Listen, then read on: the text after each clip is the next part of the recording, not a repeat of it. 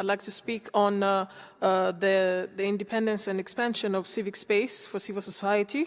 Rwanda values civil society as core partners in service delivery, citizen participation and accountability, and we remain firmly committed to protecting freedom of association in line with the ICCPR and the African Charter.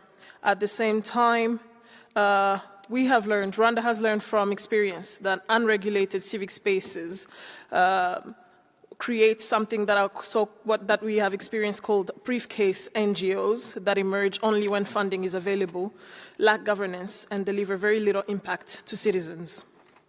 As custodian of accountability in the governance sector, we have some basic due diligence requirements, such as registration, governance documentation, and financial transparency. These are comparable to KYC or fit and proper standards in other regulated sectors. The principle is simple.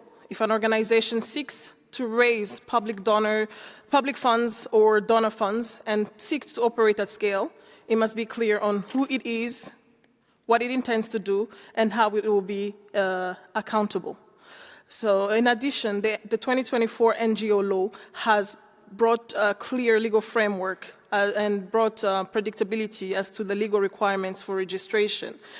And it has set specific timeframes for getting a response once an NGO applies for registration. And it's important to note that to date, no NGO that has applied for registration has been rejected once it has complied with all the requirements. The civic space is also expanded in Rwanda through practical mechanisms such as the Joint Action Development Forum, which brings together civil society organizations, faith-based organizations, private sector, and public institutions at district and local levels. This enables structured dialogue, coordination, and joint planning without subsuming civil society under government control.